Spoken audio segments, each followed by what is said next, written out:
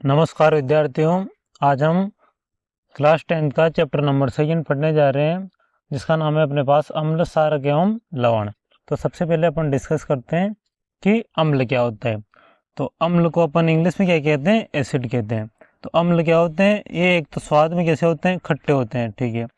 फिर अगला पॉइंट है अपने पास कि ये अम्ल नीले लिटमस पत्र को लाल में बदल देते हैं। और अम्ल क्या करते हैं? जलीय विलयन होता है ना अपने पास, यानी कि इनको जब जल में घोलते हैं ना तो H+ आयन देते हैं। और एसिड जो शब्द ने अपने पास कहा है, ये लैटिन भाषा से आया है, जिसका अर्थ क्या होता है? खट्टा होता है। अब अगर अपन अम्ल को इसके प्रकारों में विभाजित करें तो अम्ल के कौन कौन से प्रकार होते हैं? सबसे पहले अपने पास आता है प्रबल अम्ल। प्रबल अम्ल कौन कौन से होते हैं? HCl यानी कि हाइड्रोक्लोरिक अम्ल, H2SO4 यानी कि सल्फ्यूरिक अम्ल, HNO3 यानी कि नाइट्रिक अम्ल। ये सब किस में आते हैं? प्रबल अम्ल में आते हैं। ऐसे कैसे अगर अपने पास दुर्बल अम्ल देखिए तो दुर्बल अम्ल कौन कौन से होते हैं? CH3COH यानी कि एसिटिक अम्ल, लैक्टिक अम्ल, ऑक्जेलिक अम्ल। ये सभी कौन से अम्ल होते हैं? ये दुर्बल अम्ल होते हैं, यानी कि इनकी जो सामर्थ्य होता है ना वो कम होता है। फिर ऐसे कैसे अपने पास जब अपन आगे चलते हैं ना, तो सांद्र अम्ल। अब सांद्र अम्ल का क्या मतलब है? ऐसा घोल हो जिसमें अम्ल तो अधिक हो और जल कम मात्रा में हो, तो उसको कौन सा अम्ल कहेंगे? सांद्र अम्ल, यानी कि कंसंट्रेटेड एसिड। और ऐसे कैसे अगर तनु अम्ल की पूछी कि तनु अम्ल क्या होता है, तो तनु अम्ल क्या होता है? जिसमें अम्ल तो कम मात्रा में हो और जल अधिक मात्रा में हो, यानी कि जब अपन अम्ल और जल को घोले तो अम्ल तो कम मात्रा में ले और जल अधिक मात्रा में ले, तो उसको कौन सा अम्ल कहेंगे? तो अम्ल, यानी कि डाइल्यूट एसिड कहते हैं इसको इंग्लिश में। ठीक है बच्चों, यहाँ तक क्लियर है। अब अपन आगे चलते हैं। अगला अपने पास आता है क्षारक यानी कि बेस। ये क्या होते हैं? ये स्वाद में एक तो कड़वे होते हैं, और ये लाल लिटमस पत्र होता है ना, उसको किस में बदल देते हैं? नीले में। और ये जो जब अपन इनको जल में घोलते हैं ना तो OH- आयन देते हैं। कौन सा आयन देते हैं? OH- ion. ठीक है। अब देखो वैसे कि वैसे जैसे अपने प्रबल अम्ल पढ़ा था ना, वैसे प्रबल क्षारक। तो प्रबल क्षारक कौन कौन से हैं? प्रबल क्षारक है NaOH, KOH और COH का होल ट्वाइस। NaOH का मतलब है सोडियम हाइड्रोक्साइड, KOH का मतलब पोटेशियम हाइड्रोक्साइड, और COH का होल ट्वाइस का मतलब कैल्शियम हाइड्रोक्साइड। ठीक है बच्चों, यहाँ तक क्लियर है। अब देखो दुर्बल क्षारक। अब दुर्बल क्षारक NH4OH यानी कि अमोनियम हाइड्रोक्साइड को कौन सा क्षारक होता है? दुर्बल क्षारक। ये इंपॉर्टेंट है बच्चों, इसको याद रख लेना। ठीक है। अब क्षार क्या होते हैं? एल्कलाई क्या होते हैं? जल में घुलनशील क्षारक को क्षार कहते हैं, जैसे NaOH, KOH, MgOH का होल ट्वाइस। यानी कि ऐसे क्षारक जो जल में घुल जाए उनको क्या कहेंगे? क्षार। इसको इम्पोर्टेंट कर लेना बच्चों, और इसको याद कर लेना कि क्षार किसे कहते हैं? जल में घुलनशील क्षारक को क्या कहते हैं? क्षार कहते हैं। अगली परिभाषा अपने पास आती है कि सॉल्ट क्या होता है, यानी कि लवण।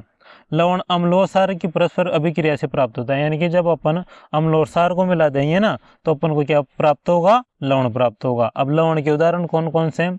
लवण के उदाहरण है NaCl, KCl। NaCl कैसे बनेगा? जब अपन सोडियम हाइड्रोक्साइड NaOH और HCl को मिलाएंगे ना तो क्या बनेगा?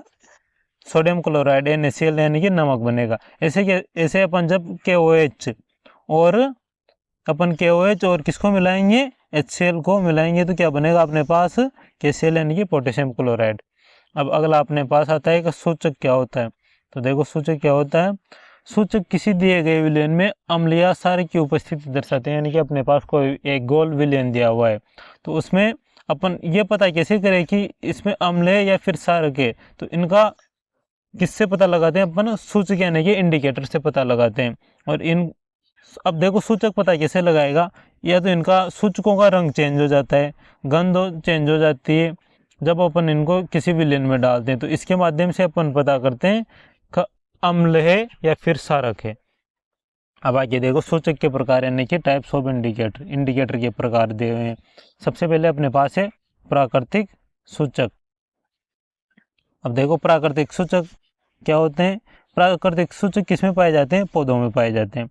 अब इसके उदाहरण देखो प्राकृतिक सूचक के लिटमस पत्र, लाल पत्ता गोभी, हाइड्रेंजिया पौधे के फूल और हल्दी, ये सभी किसके उदाहरण है बच्चों? यहाँ ये बहुत इंपॉर्टेंट है, इसको अच्छे से याद करना। ये सभी किसके उदाहरण है?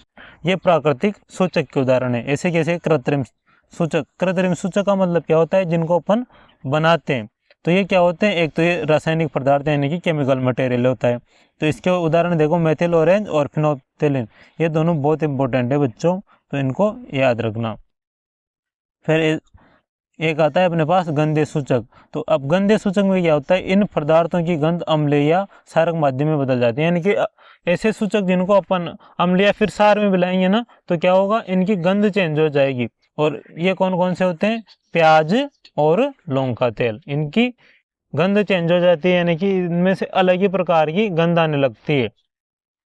अब देखो सूचक, तो सूचक अपने पास सबसे पहले प्राकृतिक सूचक है। तो प्राकृतिक सूचक में देखो, लिटमस पत्र है ना, लिटमस पत्र, जब इसको अपन अम्लों का ना अगर, तो अम्ल में क्या हो जाएगा, ये लाल हो जाएगा। और अगर अपने पास जो विलेन दिया हुआ है ना, वो सार होगा, तो सार में क्या होगा, नीला हो जाएगा। ऐसे कैसे, लाल पत्ता गोभी का रस है, तो लाल पत्ता गोभी का रस जब अम्ल होगा ना, तो क्या हो जाएगा, लाल, और जब सार होगा तो क्या हो जाएगा, हरा। ऐसे हल्दी है अपने पास, हल्दी को जब अपन अम्ल में डालते हैं ना, तो इसमें कोई चेंज नहीं आता, यानी कि जैसे कि वैसे ही रहती है। लेकिन जैसे अपन इसको सार में डालेंगे, NaOH KOH वगैरह में, तो क्या हो जाएगा, ये लाल हो जाएगी हल्दी। हल्दी कैसी रहती है बच्चों, पीली रहती है, नहीं कैसी हो जाएगी, लाल, किसमें, सार में। और अम्ल में क्या होगा, कोई भी चेंज नहीं आएगा, अम्ल में देखो कोई चेंज नहीं आ रहा। अब देखो हाइड्रेंजा एक पौधा होता है ना, उसके फूलों का क्या होगा, जैसे अपन इसको अम्ल में डालेंगे तो ये नीला हो जाएगा, और जैसे अपन सार में डालेंगे ना, तो ये क्या हो जाएगा, गुलाबी। अब देखो अगला है अपने पास कृत्रिम सूचक। तो कृत्रिम सूचक कौन कौन से पढ़े थे अपन ने, फिनोप्थेलिन और मेथिल ऑरेंज। अब देखो सबसे पहले फिनोप्थेलिन को देखो, फिनोप्थेलिन को जैसे अपन अम्ल में डालेंगे ना, तो क्या होगा, ये रंगीन रहेगा, लेकिन जैसे सार में डालेंगे ना, तो क्या हो जाएगा, गुलाबी हो जाएगा। ऐसे कैसे, मेथिल ऑरेंज है, अब मेथिल ऑरेंज को जब अपन अम्ल में डालेंगे तो लाल हो जाएगा, और सार में डालेंगे तो क्या हो जाएगा, पीला। अब है गंधे सूचक। अब गंधे सूचक क्या होते हैं, जिनको अम्ल या सार में जब अपन मिलाते हैं ना, तो क्या हो जाता है, इनमें गंध चेंज हो जाती है, इनमें अलग ही गंध आती है इनमें। तो देखो गंधे सूचक कौन कौन से, सबसे पहला है प्याज का रस। तो प्याज के रस को जब अपन अम्ल में मिलाते हैं ना, तो बहुत तेज गंध आती है इसमें से, तीक्ष्ण गंध, यानी कि बहुत भारी वाली गंध आती है। और जब अपन इसको सार में मिलाते हैं ना, तो कोई गंध नहीं आती। सेकेंड है अपने पास वेनिला। तो वेनिला को जब अपन अम्ल में मिलाएंगे ना, तो वैसी की वैसी गंध रहेगी, जैसी वेनिला की गंध रहती है ना, वैसी खुशबू रहेगी इसमें। और जब अपन इसको सार मिलाएंगे, तो इसकी गंध बिल्कुल ही गायब हो जाएगी, यानी कि कोई भी गंध नहीं आएगी। थर्ड है अपने पास लौंग का तेल। तो लौंग का तेल में क्या होता है, जब अपन इसको अम्ल में मिलाएंगे ना, तो अम्ल में मिलाते टाइम तो इसकी समान गंध रहेगी, यानी कि गंध में कोई भी चेंज नहीं हुआ, लौंग का तेल जैसा होता है ना, वैसी खुशबू आएगी। लेकिन जैसे सार में मिलाएंगे ना, तो इसकी गंध गायब हो जाएगी। अब आगे चलते हैं बच्चों, अम्लों सारों के रासायनिक गुण। यानी कि अम्लों और सारों के रासायनिक गुण से मतलब है का, जब अपन इनकी अभिक्रिया धातुओं के साथ, बाइकार्बोनेट के साथ करवाते हैं, तो हमें क्या प्राप्त होता है। रासायनिक गुण का मतलब है कि इनके गुणों में परिवर्तन आ जाता है। तो सबसे पहले धातु की अभिक्रिया करवाए अपन ने अम्ल के साथ। अम्ल के साथ जब धातु की अभिक्रिया करवाते हैं ना अपन, अम्ल प्लस धातु, तो एक तो अपन को क्या होगा, लवण प्राप्त होगा, यानी कि साल्ट प्राप्त होगा, और एक क्या प्राप्त होगा, हाइड्रोजन प्राप्त होगा, हाइड्रोजन गैस। देखो इसका एग्जाम्पल अपने पास यहाँ पर दिया हुआ है। तो जैसे अपन है ना, इसमें क्या कर रहे हैं, HCl क्या है, अम्ल, अम्ल की अभिक्रिया किससे करा रहे हैं, जिंक, जिंक क्या है, धातु, तो ZnCl2, तो अपने पास क्या प्राप्त हो गया, लवण प्राप्त हो गया। और हाइड्रोजन क्या है, हाइड्रोजन गैस निकल गई। तो इससे क्या पता चल रहा है अपन को, जैसे अपन है ना अम्ल की अभिक्रिया किससे करवा रहे हैं, धातु से, तो एक तो लवण प्राप्त हो रहा है, और क्या प्राप्त हो रही है, हाइड्रोजन गैस। ठीक है बच्चों, अब देखो आगे देखते हैं। अब ऐसे कैसे धातु की अभिक्रिया अपन किस के साथ करवा रहे हैं, सारक के साथ करवा रहे हैं। तो सारक की अभिक्रिया किससे करवाया अपन ने, धातु के साथ करवाए। तो इससे क्या प्राप्त हुआ अपन को, एक तो लवण प्राप्त हुआ और हाइड्रोजन गैस निकल गई। अब देखो इसका एग्जाम्पल देखते हैं अपन। इसका एग्जाम्पल अपने पास ये दिया हुआ है, जब NaOH यानी कि सोडियम हाइड्रोक्साइड है क्या है, सार है, इसकी अभिक्रिया किससे करवाए, जिंक, जिंक क्या है, धातु से। तो Na2ZnO2 यानी कि सोडियम जिंकेट, तो क्या प्राप्त हो गया अपन को, क्या प्राप्त हो गया, लवण, और क्या निकल गई, हाइड्रोजन गैस निकल गई। ठीक है बच्चों, अब अपन आगे चलते हैं। तो ये अब जो अपने पास इन दोनों प्रयोगों में क्या निकले, हाइड्रोजन गैस निकले है ना, हाइड्रोजन गैस। अब अपन को कैसे पता चले कि ये जो गैस निकले हाइड्रोजन ही, तो इसके लिए क्या होता है, एक पॉप टेस्ट होता है, पॉप टेस्ट। पॉप टेस्ट किसके किस गैस को ज्ञात करने के लिए किया जाता है? Hydrogen gas. तो इसमें क्या है, हाइड्रोजन गैस से नियत प्रज्ञानली के पास जब एक जलती हुई मोमबत्ती लाई जाती है तो पॉप की ध्वनि उत्पन्न होती है। इस टेस्ट को हाइड्रोजन की उपस्थिति दर्शाने के लिए प्रयोग करते हैं, यानी कि ये पता करने के लिए प्रयोग करते हैं कि जो गैस निकली है ना वो हाइड्रोजन है, क्योंकि हाइड्रोजन गैस क्या करती है, जब जलती है ना तो पॉप की आवाज़ करती है। ठीक है बच्चों, अब अपन आगे चलते हैं। अब अपन अम्ल और क्षार की अभिक्रिया किसके साथ देखेंगे? धातु कार्बोनेट तथा बाइकार्बोनेट की अभिक्रिया देखेंगे अम्ल और क्षार के साथ। तो सबसे पहले अपन देखते हैं धातु कार्बोनेट और बाइकार्बोनेट की अभिक्रिया अम्ल के साथ। तो अम्ल की अभिक्रिया जब धातु कार्बोनेट से करवाई जाती है तो क्या प्राप्त होता है? एक तो लवण यानी कि साल्ट प्राप्त होगा, एक CO2 गैस निकल जाएगी और अपन को क्या प्राप्त होगा? जल प्राप्त होगा। अब देखो इसके एग्जाम्पल देखो, HCl अम्ल है, जब इसकी अभिक्रिया किससे करवाया अपन ने? धातु कार्बोनेट यानी कि Na2CO3 से करवाए तो अपन को क्या प्राप्त हुआ? NaCl लवण यानी कि नमक प्राप्त हो गया, CO2 गैस निकल गई और H2 निकल गया। ऐसे कैसे? अम्ल की अभिक्रिया जब धातु बाइकार्बोनेट के साथ करवाएंगे ना तो एक तो लवण प्राप्त हो जाएगा, CO2 गैस निकल जाएगी और क्या निकल जाएगा अपने पास? जल प्राप्त हो जाएगा। देखो ये अम्ल है, इसकी अभिक्रिया सोडियम बाइकार्बोनेट के साथ करवाया यानी कि NaHCO3। जो HCO3 माइनस होता है ना क्या होता है? बाइकार्बोनेट आयन होता है, ये याद रखना। तो अपन को क्या प्राप्त हुआ? लवण प्राप्त हुआ और CO2 गैस निकल गई और साथ में क्या प्राप्त हुआ? जल। अब देखो जब सोडियम कार्बोनेट यानी कि धातु कार्बोनेट और धातु बाइकार्बोनेट की अभिक्रिया क्षार के साथ करवाई जाती है ना तो यहाँ पे कोई भी रिएक्शन अपन को दिखाई नहीं देती। अम्ल के साथ तो ये रिएक्शन होती है धातु कार्बोनेट की और धातु बाइकार्बोनेट की भी ऐसी की समान रिएक्शन होती है, लेकिन जैसे अपन क्षार के साथ करवाएंगे ना धातु कार्बोनेट और बाइकार्बोनेट की अभिक्रिया तो अपने पास यहाँ पे कोई अभिक्रिया नहीं होगी। अब आइए देखते हैं बच्चों चूने के टेस्ट, चूने के पानी का टेस्ट। अब देखो चूने के पानी का टेस्ट कैसे करते हैं? उत्पादित कार्बन डाइऑक्साइड को चूने के पानी से प्रभावित करने पर पानी दूध हो जाता है, यानी कि जो अपने पास सोडियम बाइकार्बोनेट और कार्बोनेट से अभिक्रिया करवाने के बाद CO2 निकले ना उसको चूने के पानी से अपन प्रभावित करेंगे ना जब तो अपने पास क्या होगा कि वो पानी दूधिया हो जाएगा। तो अपन को क्या पता चल जाएगा कि इसमें कार्बन डाइऑक्साइड है। तो देखो यहाँ पर अभिक्रिया कैसे करवाए। अब चूने का पानी क्या है? कैल्शियम हाइड्रोक्साइड, ये क्या है? जलीय रूप में, यानी कि ये पानी में घुला हुआ है। तो ये किसका पानी हो गया? चूने का पानी। अब इसमें क्या प्रभावित करवाए? CO2 जो यहाँ पर अपने पास उत्पादित हुई थी ना CO2, तो अपन को एक तो कैल्शियम कार्बोनेट का सफेद अवक्षेप प्राप्त हो गया, यानी कि कैल्शियम कार्बोनेट नीचे बैठ जाएगा और एक क्या प्राप्त हो जाएगा? जल। और ये कैसा जल होगा? ये दूधिया कलर का जल होगा। बिल्कुल कैसे कलर का होगा? थोड़ा धुंधला धुंधला सफेद। अब देखो अधिक मात्रा में अगर अपन है ना ये CO2 को प्रभावित करते रहे तो क्या होगा? अधिक मात्रा में CO2 प्रभावित करने पर क्या होगा?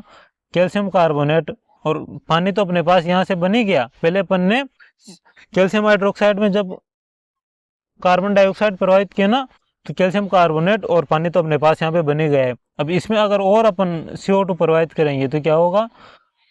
CaCO3 का होल ट्वाइस ये जल में घुलनशील ऐसा एक अपने पास यौगिक प्राप्त हो जाएगा। सोडियम कैल्शियम बाइकार्बोनेट का जल में घुलनशील यौगिक प्राप्त हो जाएगा। ठीक है, अब देखो जब अपन अम्ल और क्षार की आपस में अभिक्रिया करवाते हैं ना तो अपन को क्या प्राप्त होता है? अम्ल और क्षार की आपस में अभिक्रिया करवाने पर अम्ल और क्षार की तो एक तो लवण प्राप्त होगा, एक जल प्राप्त होगा। और इस अभिक्रिया को क्या कहते हैं? उदासीनीकरण अभिक्रिया कहते हैं। यानी कि जब अम्ल और क्षारक को आपस में अभिक्रिया करवाते हैं ना तो क्या होता है? क्षारक तथा अम्ल का प्रभाव समाप्त हो जाता है, यानी कि एक दूसरे को न्यूट्रल कर देते हैं दोनों, और क्या होता है? लवण और जल प्राप्त होता है। तो इसे क्या कहते हैं? उदासीनीकरण यानी कि न्यूट्रल रिएक्शन कहते हैं। ठीक है, न्यूट्रलाइजेशन रिएक्शन। अब इसका एग्जाम्पल देखो अपने पास, इसका एग्जाम्पल ये है जिससे NaOH क्या है? क्षार है और HCl क्या है? HCl क्या है? अम्ल है। तो जब अपन ने इन दोनों की अभिक्रिया करवाए ना तो NaCl यानी कि नमक क्या होता है? एक लवण प्राप्त हो गया और साथ में क्या प्राप्त हो गया अपन को? जल। जैसा जैसा यहाँ पे अपन ने ये देखा ना कि अम्ल और क्षार की अभिक्रिया करवाने पर लवण और जल प्राप्त हो रहा है। इसका एग्जाम्पल देखो ये NaOH और HCl की अभिक्रिया करवाए तो क्या प्राप्त हुआ? एक तो NaCl और H2O प्राप्त हो गया, यानी कि लवण और जल प्राप्त हो गया। अब देखो जब अपन है ना अपन ने देखा था ना कि प्रबल अम्ल और दुर्बल अम्ल, प्रबल क्षारक दुर्बल क्षारक दो दो तरह के अम्ल और क्षारक के प्रकार होते हैं। तो जब अपन क्या करेंगे, प्रबल अम्ल की दुर्बल क्षारक के साथ अभिक्रिया करवाएंगे ना, तो अम्लीय लवण प्राप्त होगा, यानी कि जो लवण प्राप्त होगा ना वो कैसा होगा, अम्लीय होगा अपने पास। क्यों होगा, क्योंकि यहाँ पे अम्ल क्या है, प्रबल है। ऐसे कैसे दुर्बल और अम्ल और प्रबल क्षारक की अभिक्रिया करवाएंगे ना, तो सारे लवण प्राप्त होगा। अब सारे लवण क्यों प्राप्त होगा, क्योंकि यहाँ पे दुर्बल तो कौन है, अम्ल तो दुर्बल है, तो अम्ल का तो प्रभाव समाप्त हो जाएगा, और क्षार तो प्रबल है ना, तो जो पावरफुल रहता है ना उसका ही, उसको ही अपन ज्यादा देखते हैं ना, तो सारे लवण प्राप्त होगा। लवण कैसा होगा, सारे होगा। अब देखो प्रबल अम्ल है और प्रबल क्षारक है, जब दोनों की अभिक्रिया करवाए ना, अब दोनों पावरफुल है, दोनों लड़ेंगे तो क्या हो जाएंगे, बिल्कुल न्यूट्रल हो जाएंगे, यानी कि दोनों उदासीन हो जाएंगे। ऐसे कैसे, देखो दुर्बल अम्ल और दुर्बल क्षारक की अभिक्रिया करवाएं, अब दोनों ही कमजोर है, दोनों की अभिक्रिया करवाएंगे, दोनों लड़ाएंगे तो क्या हो जाएंगे, दोनों न्यूट्रल हो जाएंगे, और सब में साथ में क्या प्राप्त हो जाएगा अपन को, पानी यानी कि जल प्राप्त हो जाएगा। अब देखो आगे, अम्लों के साथ धात्विक ऑक्साइडों की अभिक्रिया। धात्विक ऑक्साइड की जब अपन अम्लों के साथ अभिक्रिया करवाते हैं ना, तो अपन को क्या प्राप्त होता है। अब धात्विक ऑक्साइड में देखो, धात्विक ऑक्साइड की अम्ल के साथ अभिक्रिया करवाने पर एक तो लवण प्राप्त हुआ, एक क्या प्राप्त हुआ, जल प्राप्त हुआ। अब इसका एग्जाम्पल देखो, यानी कि जब धात्विक ऑक्साइड यानी कि कॉपर ऑक्साइड की अपन अभिक्रिया किससे करवा रहे हैं, अम्ल से करवा रहे हैं, तो एक तो CuCl2 क्या प्राप्त हुआ, लवण, और क्या प्राप्त हुआ, जल। कॉपर क्लोराइड के बनने से विलयन का रंग कैसा नीला हो जाता है। जो अपने पास ये CuCl2 यानी कि कॉपर क्लोराइड बना है ना, इसके बनने से विलयन का रंग कैसा हो जाता है, नीला हो जाता है। धात्विक ऑक्साइड की प्रवृत्ति सारे होती है। अब अपन को ये यहाँ से क्या बात का निष्कर्ष निकला, अपन ने पहले रिएक्शन देखी थी, ये देखो यहाँ पे रिएक्शन देखी थी अपन ने, तो जब क्षार और अम्ल की अभिक्रिया करवाई जाती है ना, तो एक तो लवण प्राप्त होता है और एक क्या प्राप्त होता है, जल प्राप्त होता है। तो यहाँ से क्या निष्कर्ष निकला, एक तो क्या है अपने पास HCl तो अम्ल है, और जब इसकी अभिक्रिया अपने धात्विक ऑक्साइड से करवाई तो क्या प्राप्त हुआ, लवण और जल प्राप्त हुआ। तो इससे क्या निष्कर्ष निकल रहा है अपने यहाँ पे, धात्विक ऑक्साइड की जो प्रकृति है ना वो सारे होगी, क्योंकि जब क्षार और अम्ल की अभिक्रिया करवाते हैं ना तभी तो लवण और जल प्राप्त होता है। तो इससे यह निष्कर्ष निकलता है कि इसकी जो प्रवृत्ति होती है ना, यानी कि इसकी नेचर में कैसा होता है, क्षार होता है, कि अम्ल के साथ क्रिया करके लवण और जल बनाते हैं। अभी धात्विक ऑक्साइड के example copper oxide, magnesium oxide, ऐसे कई सारे हो सकते हैं, ठीक है। अब देखो, अबे अपने पास अधात्विक ऑक्साइडों की क्षारों के साथ क्रिया, तो जब अपन अधात्विक ऑक्साइडों की क्षारों के साथ अभिक्रिया करवाते हैं ना, तो अपन को क्या प्राप्त होता है, एक तो साल्ट यानी कि लवण और एक वाटर प्राप्त होता है। तो देखो, अब अधात्विक ऑक्साइड यानी कि कार्बन डाइऑक्साइड, कार्बन क्या है यहाँ पे, अधातु, और अधातु का ऑक्साइड क्या हो जाएगा, अधात्विक ऑक्साइड। ये अभिक्रिया किसके साथ करा रहे हैं, COH का ऑल्टर्स यानी कि कैल्शियम हाइड्रोक्साइड के साथ। तो अपन को CO3 यानी कि कैल्शियम कार्बोनेट, और क्या प्राप्त हो रहा है, जल। तो ये कैल्शियम कार्बोनेट क्या है यहाँ पे, लवण। तो देखो, अब अधात्विक ऑक्साइड की अभिक्रिया किससे करवाई, क्षार से, तो क्या प्राप्त हुआ, लवण प्राप्त हुआ, और क्या प्राप्त हुआ, जल। तो अपन ने देखो पिछले इसमें क्या देखा था, जब अम्ल और क्षार की अभिक्रिया करवाई जाती है ना, यहाँ NaOH क्या है, अम्ल, NaOH क्या है यहाँ पे, क्षार है, सॉरी, और HCl क्या है, अम्ल। तो इसकी अभिक्रिया करवाई जाती है ना, तो एक तो क्या प्राप्त होता है, लवण, और एक क्या प्राप्त होता है, जल। तो अब यहाँ देखो, CaOH का उल्टा तो क्या है, क्षार। अब इसकी अभिक्रिया जब अधात्विक ऑक्साइड यानी कि CO2 से करवा रहे हैं, तो क्या प्राप्त हो रहा है, लवण, और क्या प्राप्त हो रहा है, साथ में जल। इससे क्या निष्कर्ष निकलता है, तो जब अपने किसी अधात्विक ऑक्साइड की अभिक्रिया क्षार के साथ करवाए तो लवण और जल प्राप्त हुआ। तो इससे निष्कर्ष निकलता है कि जो यहाँ पे CO2 है ना, ये क्या है, अम्लीय। अम्लीय क्यों है, क्योंकि जब अम्ल और क्षार की अभिक्रिया होती है ना, तभी अपन को लवण और जल प्राप्त होता है। इसलिए अधात्विक ऑक्साइड की प्रवृत्ति कैसी होती है, अम्लीय होते हैं तथा विद्युत धारा प्रवाहित करते हैं। और इनमें जब अपन दो धातु के इलेक्ट्रोड लगाएंगे ना, तो उनमें से विद्युत धारा प्रवाहित होने लगती है। ये अपन को याद रखना है बैटरी लगाने पर, ठीक है। अब जल विलयन में अम्ल और क्षार, यानी कि जब अपन अम्ल और क्षार को जल में घोलते हैं ना, तो ये कैसा व्यवहार दर्शाते हैं, इसको देखना है अपन को। जल की उपस्थिति में अम्ल तो क्या देते हैं, H+ आयन उत्पन्न करते हैं, और H+ जो आयन होता है ना, वो H3O+ यानी कि हाइड्रोनियम आयन के रूप में पाए जाते हैं, क्योंकि H+ आयन है ना, जल से क्रिया करके क्या बना लेता है, H3O+ यानी कि हाइड्रोनियम आयन बना लेता है। अब ऐसे कैसे, देखो, जब अपन ने HCl की अभिक्रिया किससे करवाई, H2O से करवाए, यानी कि अपन ने जल में क्या डाला, अम्ल डाला, तो H3O+ हाइड्रोनियम आयन और Cl- आयन इस रूप में पाया जाएगा ये जल में, ठीक है। अब जल की उपस्थिति में जब अपन है ना सार को जल में डालेंगे, यानी कि जल की उपस्थिति में सार क्या करते हैं, OH माइनस आयन उत्पन्न करते हैं। तो देखो NaOH क्या है, सार है। अब जब अपन ने इसको जल में डाला तो Na plus OH minus ion उत्पन्न करे। ऐसे कैसे, MgOH का उल्टा ऐसे, यानी कि मिल्क ऑफ मैग्नीशिया भी कहते हैं इसको, मैग्नीशियम हाइड्रोक्साइड को। इसको अपन ने जब जल में डाला ना तो ये क्या है, सार है। तो Mg2 प्लस और 2OH माइनस आयन देगा, क्योंकि सार जल में क्या देते हैं, OH माइनस आयन देते हैं।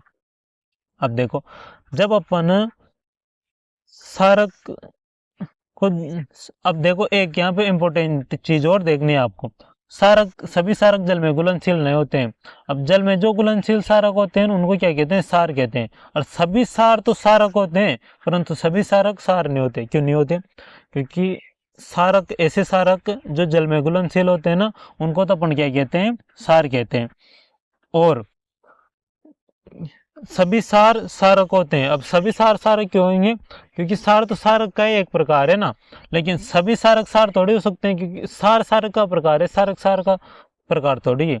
तो अब देखो एक और बात का ध्यान रखना है अपन को, कि जब अपन है ना जल के साथ अम्ल को मिलाते हैं ना, तो जल के साथ अम्ल या फिर सार को मिलाते समय क्या सावधानी रखनी चाहिए अपन को, हमेशा क्या करना चाहिए, अम्ल या सार को किस में मिलाना चाहिए, जल में। ना कि ऐसे मिलाना चाहिए कि अपन ने पहले अम्ल या फिर सार ले लिया फिर उसमें जल मिला रहे हैं। तो अपन को क्या करना है, पहले जल लेना है और फिर क्या करना है, जल में क्या डालना है, थोड़ा थोड़ा करके अम्ल डालना है। ऐसे नहीं करना कि पहले अम्ल ले लिया और फिर बाद में जल डाल रहे हैं। इससे क्या होगा, इससे ये होगा तो सांद्र अम्ल में जब अपन जल मिलाते हैं ना, तो इतनी अधिक एनर्जी उत्पन्न हो जाती है कि ये मिश्रण है ना एकदम फैल जाएगा और फैल कर बाहर आ जाएगा, जिससे अब अम्ल क्या होता है, का अपन को जला भी सकता है। तो इसलिए अपन को पहले क्या करना है, जल लेना है, फिर उसमें थोड़ा थोड़ा अम्ल मिलाना है, ताकि अपन जल लेने ये एकदम से फैल कर बाहर नहीं आए। साथ ही अत्यधिक स्थानीय ताप के कारण कांच का पात्र भी टूट सकता है। अब देखो उष्मा निकलेगी तो बहुत ज़्यादा टेम्परेचर बढ़ जाएगा ना वहाँ पे, तो टेम्परेचर बढ़ने से क्या होगा, कहीं बीकर भी टूट सकता है अपने पास जो कांच का पात्र है। तो इससे क्या होगा, अपन जल सकते हैं, अपने साथ दुर्घटना हो सकती है। अब देखो ये जल को अम्ल में डालने से क्या होता है, मिश्रण अस्फलित यानी कि फैल कर बाहर आ सकता है। स्थानीय ताप के कारण कांच का पात्र टूट सकता है और ये दोनों होने से अपने साथ दुर्घटना घटने की संभावना रहती है। इसलिए अपन को यह करना चाहिए, पहले जल लेना चाहिए, फिर उसमें क्या मिलाना चाहिए, अम्ल या फिर सार मिलाना चाहिए। अब देखो रिवीजन देखो, अपन ने अभी तक क्या पढ़ा, अम्ल की अभिक्रियाएं पढ़ी अपन ने। अम्ल की अभिक्रिया किसके साथ पढ़ी, धातु की। तो अपन को क्या प्राप्त हुआ, लवण और हाइड्रोजन गैस, जब धातु के साथ अभिक्रिया। फिर अम्ल की अभिक्रिया अपन ने किसके साथ देखी, धात्विक ऑक्साइड के साथ, तो अपन को क्या प्राप्त हुआ, लवण और जल। फिर अपन ने अम्ल की अभिक्रिया किसके साथ देखी, धातु बाइकार्बोनेट के साथ, तो अपन को क्या प्राप्त हुआ, लवण प्लस कार्बन डाइऑक्साइड प्लस जल। फिर अपन ने अम्ल की अभिक्रिया किसके साथ देखी, सारक के साथ, तो क्या प्राप्त हुआ, सॉल्ट और वाटर। फिर धातु कार्बोनेट के साथ देखिए अपन ने जब अम्ल की अभिक्रिया, तो अपन को क्या प्राप्त हुआ, लवण, कार्बन डाइऑक्साइड गैस और जल प्राप्त हुआ। ऐसे कैसे, अब अपन इसको सारक की अभिक्रियाएं देख रहे हैं रिवीजन के रूप में। तो जब सारक की अभिक्रियाएं अपन ने किससे करवाए, धातु के साथ करवाए, तो अपन को क्या प्राप्त हुआ, लवण और हाइड्रोजन गैस। और अधात्विक ऑक्साइड के साथ अपन सारक की अभिक्रिया करवाएंगे तो क्या प्राप्त होगा, लवण और जल। और ये याद रखना, अधात्विक ऑक्साइड की प्रकृति कैसी होती है, अम्लीय प्रकृति होती है। CO2 की प्रकृति कैसी होती है, अम्लीय।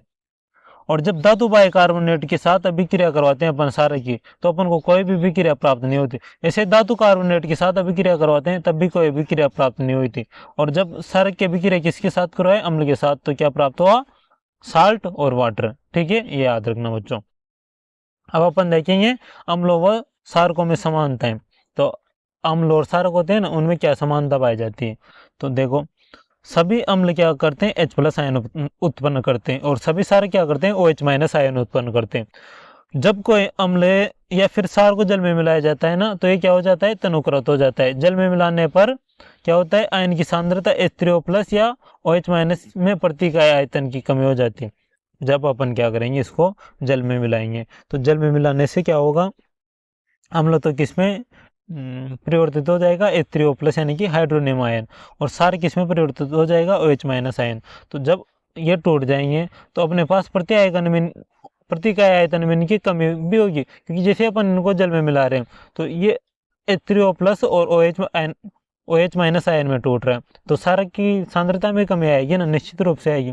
ऐसे क्षार तथा अम्ल की प्रबलता क्या होती है, यानी कि किसी क्षार या अम्ल की प्रबलता उसके द्वारा उत्पन्न H प्लस या OH माइनस आयनों की संख्या पर निर्भर करती है। यानी कि जब अपन अम्ल या क्षारक को जल में मिलाते हैं ना, तो अम्ल तो कितने H प्लस आयन उत्पन्न करता है और क्षार कितने OH माइनस आयन उत्पन्न करता है, इस पर क्या करती है, उनकी प्रबलता निर्भर करती है।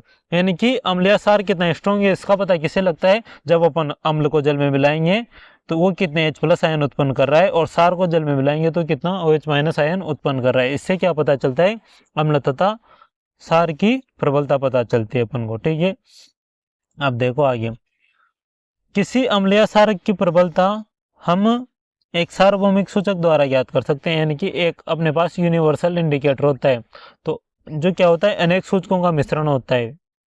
यह सूचक किसी भी लेन में हाइड्रोजन आयन की विभिन्न सांद्रता को विभिन्न रंगों में प्रदर्शित करते हैं। अपन अब एक ऐसा इंडिकेटर देखने जा रहे हैं जो क्या होता है, ये बहुत सारे इंडिकेटर का मिश्रण होता है, इसमें बहुत सारे इंडिकेटर होते हैं। अब ये क्या करता है, हाइड्रोजन आयन की जो सांद्रता होती है ना, उसको विभिन्न रंगों में प्रदर्शित करता है। अब देखो अपने पास आगे क्या है, अपने पास आगे H प्लस आयन की सांद्रता अगर है ना अपने पास क्या होगी, कम होगी, तो क्या होगा, दुर्बल अम्ल होगा। C3COH H2CO3 ये क्या है, दुर्बल अम्ल है। और H प्लस आयन की सांद्रता अपने पास क्या है, ज़्यादा होगी, तो क्या होगा, प्रबल अम्ल होगा, जैसे HCl H2SO4 HNO3 आदि। अब देखो दुर्बल क्षार क्या होगा, यानी कि OH माइनस आयन की सांद्रता कम होगी ना, तो क्या होगा, दुर्बल क्षार। और OH माइनस आयन की सांद्रता ज़्यादा होगी तो क्या होगा, प्रबल क्षार होगा।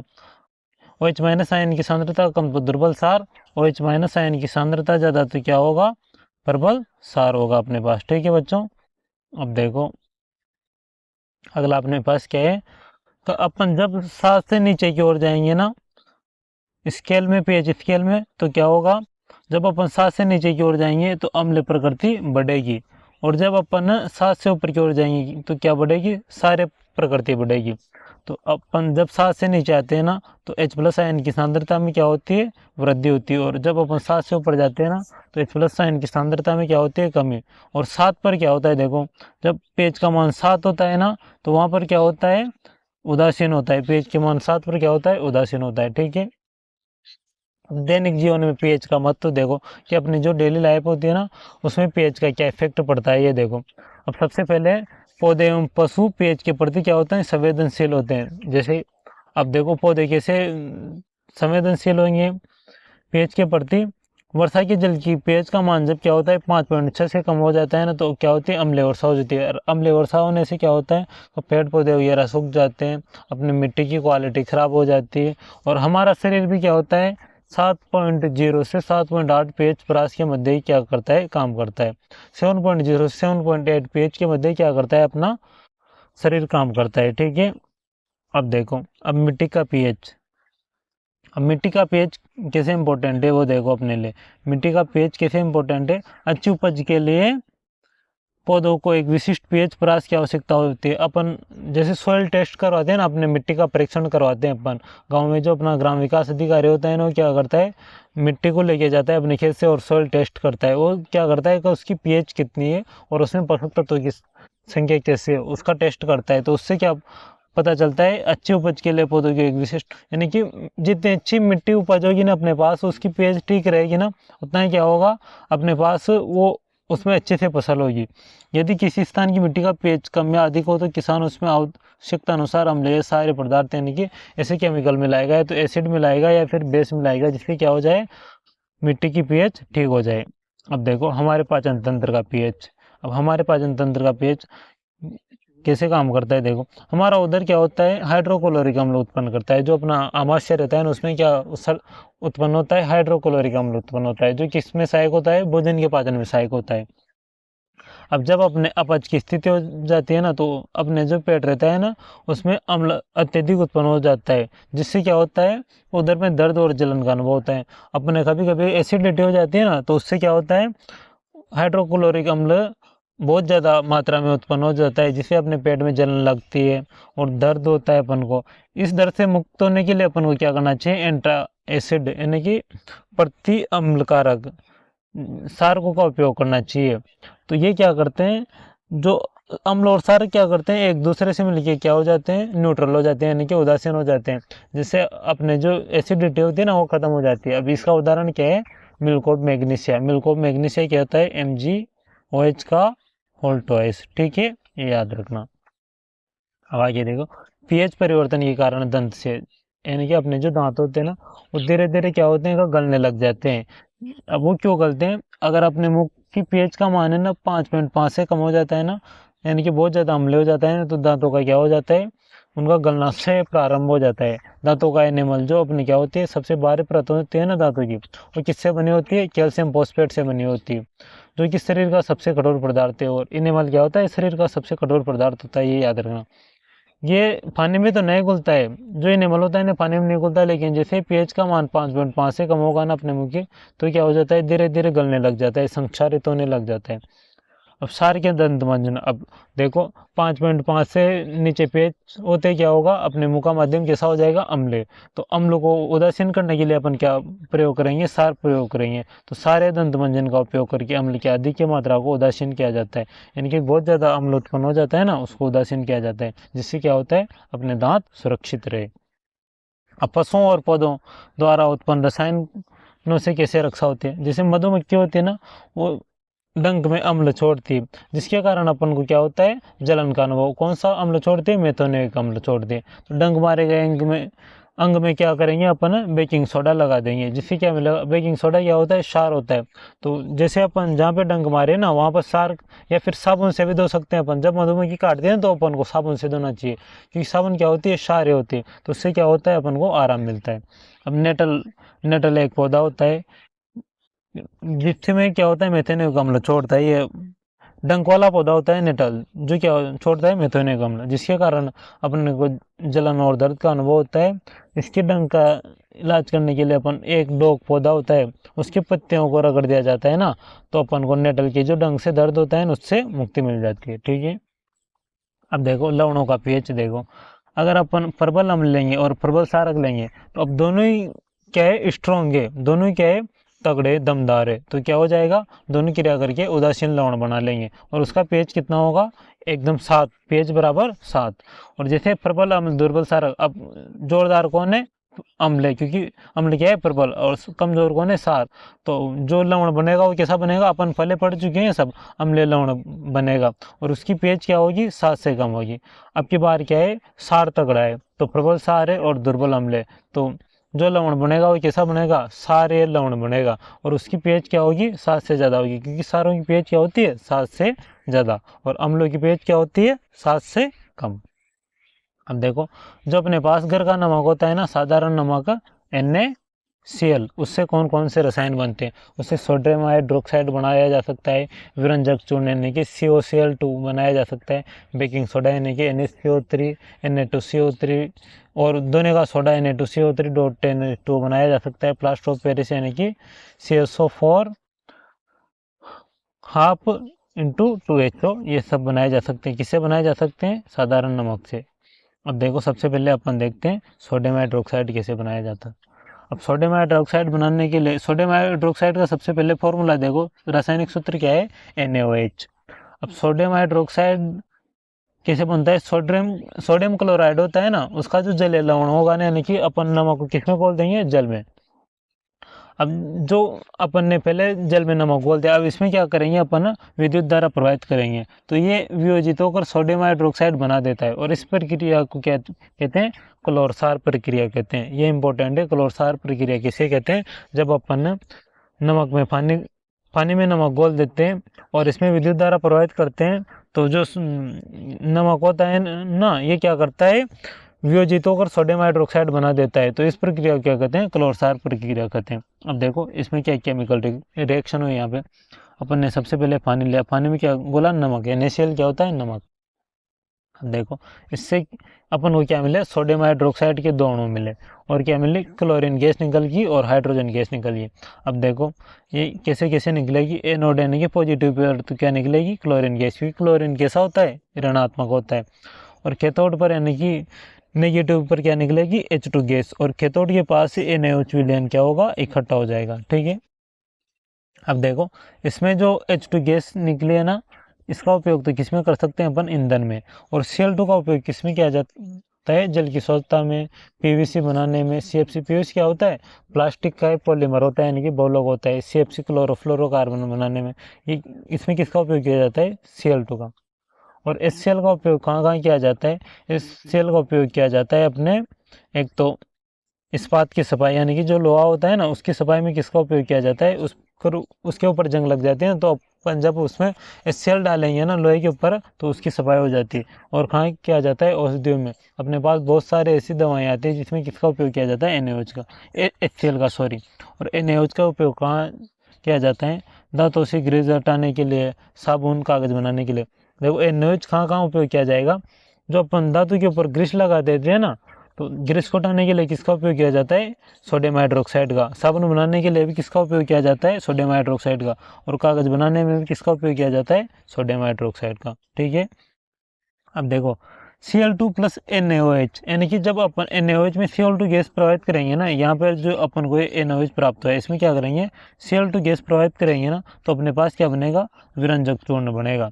और घरेलू विरंजन, वस्त्र विरंजन के लिए इसका क्या किया जाता है, उपयोग। अब इसको अपन डिटेल से देखते हैं कैसे बनता है। देखो डिटेल से देखते हैं इसको अपन, विरंजक चूर्ण को कैसे। अब देखो विरंजक चूर्ण, शुष्क बुझे हुए चूने पर क्लोरीन की क्रिया से विरंजक चूर्ण प्राप्त होता है। शुष्क बुझा हुआ चूना मतलब यानी कि कैल्शियम हाइड्रोक्साइड पर क्या करेंगे अपन, क्लोरीन गैस की क्रिया करेंगे, तो अपन को क्या प्राप्त होगा, एक तो विरंजक चूर्ण प्राप्त होगा और एक क्या प्राप्त होगा, जल। अब इसके उपयोग देखो विरंजक चूर्ण के। विरंजक चूर्ण का सूत्र क्या होता है, CaOCl2, CaOCl2, ये किसका सूत्र होता है, विरंजक चूर्ण का। ठीक है, उपयोग देखो, वस्त्र उद्योग होता है ना, उसमें सूतिर लेनिन के जो वस्त्र होते हैं उन दोनों को अलग अलग करने के लिए किसका उपयोग किया जाता है, विरंजक चूर्ण का। कागज की फैक्ट्री में लकड़ी का जो मज्जा होता है ना, उसको अलग करने के लिए भी किसका उपयोग किया जाता है, विरंजक चूर्ण का। रासायनिक उद्योगों में किसके रूप में उपयोग किया जाता है, उपचायक के रूप में, यानी कि ऑक्सीकारक के रूप में किसका उपयोग किया जाता है, कैल्शियम, इसका सॉरी विरंजक चूर्ण का। और पीने वाले जल को जीवाणु से मुक्त करने के लिए भी Cl2 यानी कि विरंजक चूर्ण का उपयोग किया जाता है। अब अपने पास जो अगला है वो क्या है, बेकिंग सोडा। अब देखो बेकिंग सोडा कैसे प्राप्त होगा, अपने पास नमक है, नमक को अपन जल में घोल देंगे। अब इसमें CO2 और अमोनिया गैस यानी कि CO2 और NH3 प्रवाहित करेंगे ना, तो अपने पास एक तो क्या होगा, अमोनियम क्लोराइड और NaHCO3, ये क्या है, बेकिंग सोडा है, ये प्राप्त हो जाएगा। NaHCO3 यानी कि सोडियम बाइकार्बोनेट को क्या कहते हैं, बेकिंग सोडा कहते हैं। कैसे प्राप्त होगा, सबसे पहले पानी में नमक को घोल लेंगे, फिर CO2 और NH3 गैस प्रवाहित करेंगे, जिससे क्या प्राप्त होगा, एक तो अमोनियम क्लोराइड और एक क्या प्राप्त होगा अपन को, बेकिंग सोडा। अब देखो बेकिंग सोडा क्या होता है, दुर्बल असंक्षारक क्षार है, यानी कि ये बहुत ही वीक होता है, मतलब बहुत ही वीक बेस होता है, बिल्कुल दुर्बल क्षार होता है। और ये खाना पकाते समय गर्म करने पर इसमें निम्न अभिक्रिया। अब देखो बेकिंग सोडा का उपयोग कहाँ करते हैं अपन, खाने में डालते हैं, जिसे अपन खड़ी में डालते हैं, बाटी में डालते हैं, जिससे क्या होता है कि वो अच्छे से फूल जाती है। बेकरी में किया जाता है इसका उपयोग। तो देखो ये क्या है, बेकिंग सोडा है। जब अपन, ये डेल का मतलब होता है उष्मा देना, इसको अपन डेल कहते हैं। और इसका मतलब क्या होता है, अपन यहाँ पे उष्मा दे रहे हैं, यानी कि हीट दे रहे हैं। तो जब इसको गर्म किया ना अपन ने, तो एक तो सोडियम कार्बोनेट और एक पानी और CO2 गैस निकल गई। पानी प्राप्त हो गया, CO2 गैस निकल गई, सोडियम कार्बोनेट प्राप्त हो गया, जब अपन ने बेकिंग सोडा को गर्म किया। तो अब देखो आगे, तो बेकिंग सोडा का उपयोग किसमें किया जाता है, एक तो बेकिंग पाउडर बनाने में। अब बेकिंग पाउडर क्या होता है, बेकिंग सोडा प्लस टार्ट्रिक अम्ल का मिश्रण होता है, यानी कि बेकिंग सोडा की अभिक्रिया किससे करवाएंगे, टार्ट्रिक अम्ल से करवाएंगे, तो बेकिंग पाउडर प्राप्त हो जाएगा। अब देखो इस अभिक्रिया से उत्पन्न CO2 के कारण पाव रोटी या केक में खमीर उड़ जाता है, इससे ये मुलायम एवं स्पंज होता है। जब अपन खमीर या फिर पाव रोटी में इसको मिलाते हैं ना, बेकिंग सोडा को, तो क्या होता है, देखो जो ये CO2 गैस होती है ना, ये क्या करती है, पाव रोटी केक में खमीर उड़ जाता है, तथा इसे ये बीच बीच में उसमें धस जाती है पाव रोटी या फिर केक में, जिससे क्या होता है, वो स्पंजी हो जाता है, स्पंजी होता है ना केक। और इस बेकिंग सोडा का और क्या उपयोग है, एंटासिड, यानी एंटासिड के रूप में भी अपन इसको उपयोग में ले सकते हैं, यानी कि अपने एसिडिटी हो ना, तब एसिडिटी को समाप्त करने के लिए भी इसका उपयोग किया जा सकता है बेकिंग सोडा, क्योंकि ये क्या होता है, क्षार होता है। और इसका उपयोग सोडा अम्ल अग्निशामक में भी किया जाता है, यानी कि जो आग बुझाने के लिए भी अपन है ना सोडा अम्ल अग्निशामक होता है एक, उसमें भी इसका उपयोग करते हैं। ठीक है, अब अगला आता है अपने पास दोने का सोडा।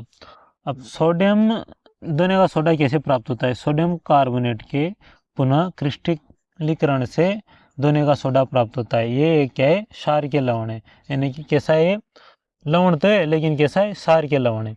तो अब देखो सोडियम कार्बोनेट अपन को कैसे प्राप्त हुआ था, यहाँ पे देखो सोडियम कार्बोनेट, जब अपन है ना सोडियम बाइकार्बोनेट यानी कि बेकिंग सोडा को गर्म किया ना खाना पकाए समय, तो अपन को क्या प्राप्त हुआ, सोडियम कार्बोनेट प्राप्त हो गया। अब देखो इस सोडियम कार्बोनेट है ना, इसका पुनः अपन क्रिस्टलीकरण करेंगे। क्रिस्टलीकरण का मतलब क्या होता है, जल के अणुओं को जोड़ना। तो पुनः क्रिस्टलीकरण करने से क्या प्राप्त होता है अपन को, दोने का सोडा यानी कि Na2CO3.10H2 प्राप्त हो जाता है, और इसको क्या कहते हैं अपन, दोने का सोडा।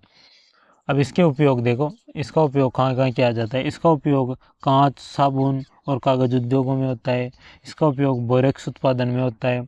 और कहाँ पे होता है इसका उपयोग, इसका उपयोग घरों में साफ सफाई के लिए भी करते हैं। और जल की स्थायी कठोरता हटाने के लिए भी किसका उपयोग किया जाता है, दाउन सोडा का उपयोग किया जाता है।